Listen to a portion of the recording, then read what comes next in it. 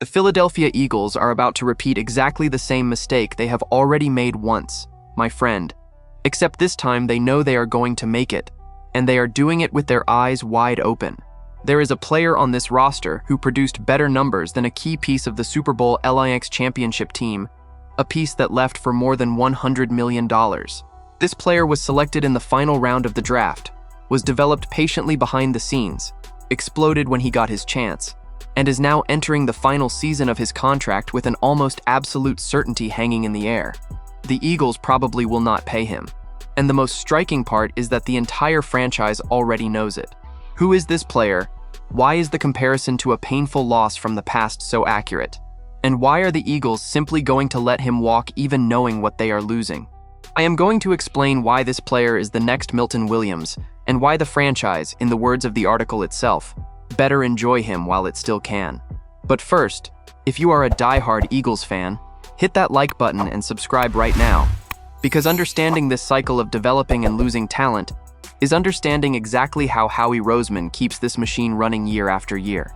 When the Eagles lost Milton Williams to the New England Patriots in free agency, the departure was completely expected, a topic we already explored in detail in a previous video on this channel. Williams wanted to return to Philadelphia, but the Eagles were not going to pay the price he deserved on the market. The franchise already had Jalen Carter and Jordan Davis on the roster, plus a rising young player who was ready to take over the exact role that belonged to Williams for several seasons. According to Jeff Kerr of Sports Illustrated, there were always signs this young player was going to shine in an elevated role, and that is exactly what happened.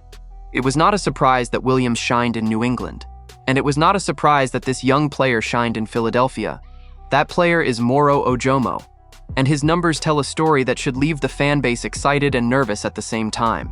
Getting the opportunity to be the third defensive tackle in the rotation, Ojomo was one of the Eagles' breakout players last season. He recorded 6 sacks, 49 pressures, 12 quarterback hits, and a pressure rate of 11.6% while playing in all 17 games. Not bad for a former 7th-round pick, the very player the Eagles tabbed to replace Williams. And here is the number that sums up the entire thesis. Ojomo had more pressures and more sacks than Williams had in his final season in Philadelphia, when Williams recorded 36 pressures and 3.5 sacks. It is true that Williams played only 12 games that year, and that his pressure rate was slightly higher, at 13.2%. But the central point remains. The 7th-round replacement produced at a comparable, or even superior, level to the player who left for a contract worth over $100 million.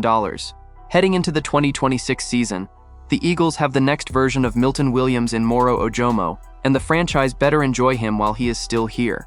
The parallel between the two careers is nearly perfect, and it is worth detailing.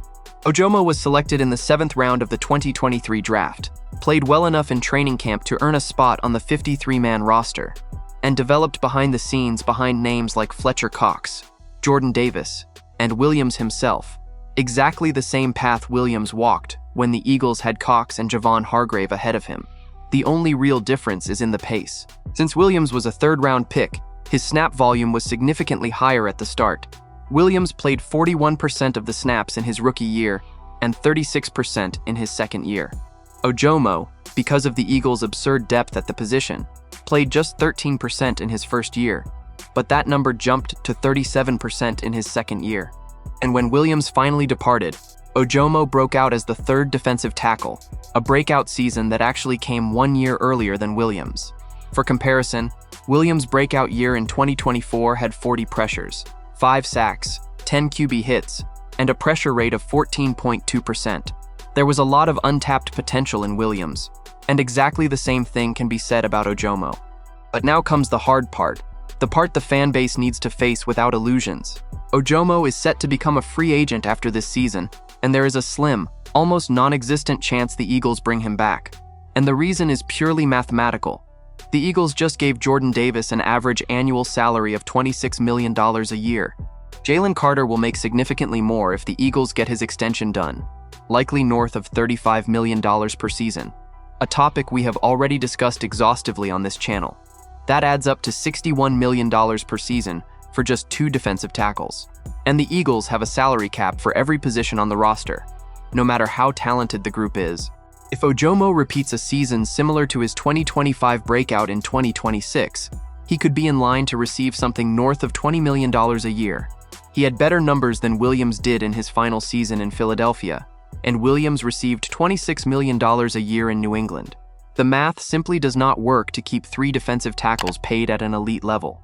And that is exactly why the organization is already preparing for the inevitable, exactly as it did last time. The Eagles are drafting and developing War Bernard for this exact purpose, the Nigerian International Player Pathway project we already presented in depth in a recent video.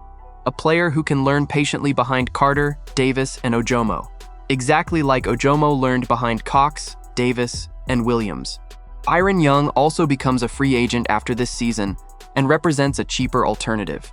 And the Eagles are still hoping that Ty Robinson, a former 4th-round pick, develops enough to fill out the rotation. Defensive tackle is the deepest position on the entire Eagles roster, and it is exactly that depth that gives the franchise the luxury of being able to part with a player of Ojomo's caliber without panicking, just like they could afford to let Williams go. Here is the bottom line, and it is both brilliant and a little cruel. The Eagles have built a machine for developing valuable defensive tackles, turning cheap draft picks into elite players, extracting the peak of their production during the cheap contract years, and then letting them leave for other teams to pay the market price, while the next name in line is already being prepared behind the scenes. It is a ruthlessly efficient philosophy from a roster management standpoint. But for the fan who gets attached to players, it is also a constant source of frustration. Ojomo is a great player, and he deserves to get paid. But the Eagles, most likely, will not be the ones to pay him. The only way this scenario changes would be if the extension negotiations with Jalen Carter turned catastrophically sour, something nobody in Philadelphia expects to happen. With Moro Ojomo producing superior numbers to Milton Williams at a fraction of the cost, with the Eagles' salary structure making an extension after 2026 practically impossible, and with War Bernard already being prepared as the next name off the assembly line, the question left for you, Eagles fan, is direct. Do you think the Eagles should find a way to keep Ojomo even with all the money committed to Carter and Davis? Or do you trust Roseman's philosophy of letting him walk and betting on the next young developing talent? Drop your opinion in the comments. Do not forget to hit that like button and subscribe to the channel. I will be back later to keep you updated with the latest Eagles news.